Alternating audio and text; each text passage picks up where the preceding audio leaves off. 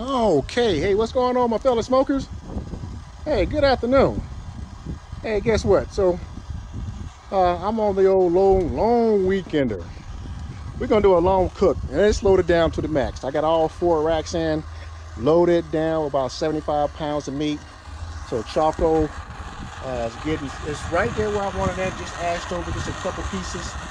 I'm gonna go ahead and turn this up in just a minute, but I'm using 2 legs of the maize, and I probably put a little bit more on there, go for a 3rd leg because I do got a lot of meat in here. So Kingsford, going with some chunk wood. Let's go ahead and turn this off. That's good enough. That's perfect. And I'm gonna do a super slow burn because it is, what is it now? It is 4:45. I'll put this wood on there in just a minute, but I don't want to smoke myself out. So we're gonna look at the meat, then I'll throw that wood on there and probably add a little bit more for this long cook. Okay, let's check out the meat. Oh, there we go. Let's load it. First one, so I got the big ones up top. Now, some people say, well, you know, isn't it going to hit the lip? No, it's a certain way you got to do it to make sure it don't, you know, the meat don't blow up on you and puff up. And we'll get to that in just a minute. Okay, plenty of room. You can see from the top rack to the 2nd rack of the butts. And I'm gonna show you something a little bit different too. I got my small ones in the middle,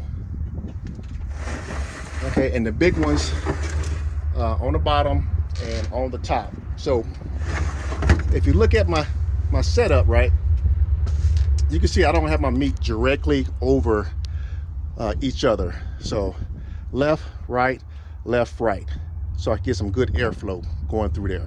And I do got a little bit of water in there, about 3 cups of water, and that's it, just for the drippings. But the way I do it, to make sure that the meat doesn't touch the top or touching each of the racks, so I cut off most of my fat off. All right, most of the fat is off. And then what you do next, you stretch the meat out and then you flatten it down. So you see how flat that one is? And then I stretched it this way so it can lay down flat. And get your glove and then press down so the meat lays flat so it doesn't puff up on you. On all of them. So plenty of space in between my racks. Okay, so about a good 3 inches. Flatten it down as I work, stretch them out and then flatten them down. Plenty of room. Oh, get out of there. Oh, that, all right, there we go. Put those back up there. So I am running with my Inkbird. Let's go ahead and close this up. Running with my Inkbird to monitor throughout the night. I am going to shut my top stack down to about halfway. Okay, and I'm going to add just a little bit more fuel, and that should do it for the whole night. Just go ahead and push it in.